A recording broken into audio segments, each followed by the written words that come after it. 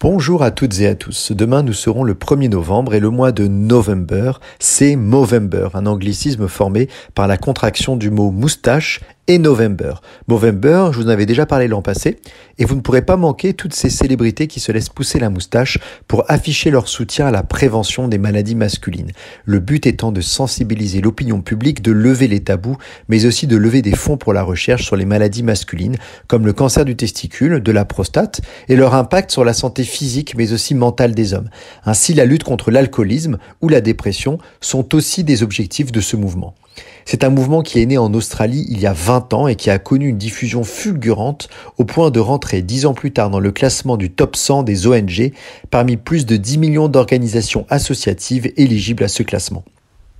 Pourtant, en France, ce mouvement est assez peu développé dans le sens où il y a peu de donations et assez peu d'équipes de recherche qui profitent d'un financement de Movember comparé à l'Amérique du Nord ou à l'Australie.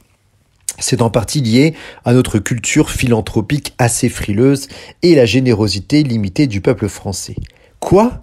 Existe-t-il vraiment des pays où les citoyens sont plus généreux que d'autres ? Eh bien oui. Depuis plusieurs années déjà, une fondation caritative mondiale a établi un classement que l'on appelle le World Giving Index et que vous pouvez retrouver en libre accès sur Internet. La méthodologie de ce classement a évolué dans le temps et elle évalue désormais la réponse des citoyens de 119 pays aux 3 questions suivantes. Avez-vous ce mois-ci aidé un étranger ou quelqu'un que vous ne connaissez pas ? Avez-vous donné de l'argent à une œuvre caritative ? Ou avez-vous donné de votre temps pour une organisation de charité ? Eh bien donc, ce classement permet de s'affranchir des moyens financiers et du PIB des pays et place par exemple au premier rang depuis plus de 5 ans l'Indonésie, suivi du Kenya, puis des États-Unis d'Amérique. La Nouvelle-Zélande, le Canada et l'Australie complètent le top 10 et ce n'est pas une surprise donc que ces pays soient parmi les plus généreux pour Movember, comme pour le don d'organes par exemple. La puissance de ce classement, c'est que les résultats sont vraiment transposables au domaine de la santé, essence même de l'altruisme et du don de soi. Évidemment, les pays en guerre, les pays en proie à une instabilité politique ne peuvent se qualifier correctement dans ce classement qui n'est pas adapté à cette situation et ça explique pourquoi on retrouve parmi les 10 derniers le Liban ou l'Afghanistan. Mais ce n'est pas le cas pour la Tunisie, le Japon ou le Portugal qui font aussi partie des 10 derniers.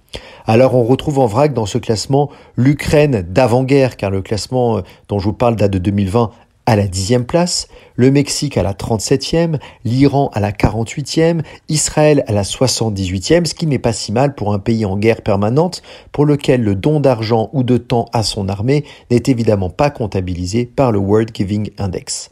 Alors à quelle place est la France, me direz-vous ? Eh bien, nous sommes à la 100e place sur 119, ce qui est évidemment un score absolument médiocre et qui est là encore corrélé au manque de donateurs pour Movember et à la recherche en général.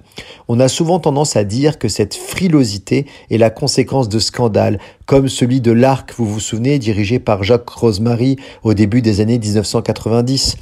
Mais je pense que c'est bien plus culturel que cela et que cela explique aussi pourquoi nous avons par exemple plus de 30% d'opposition au don d'organes en France, un des taux les plus élevés du monde occidental, ou encore pourquoi les touristes français sont reconnus pour laisser les pourboires les plus faibles dans les pays étrangers. Alors mon constat est-il amer ? Oui.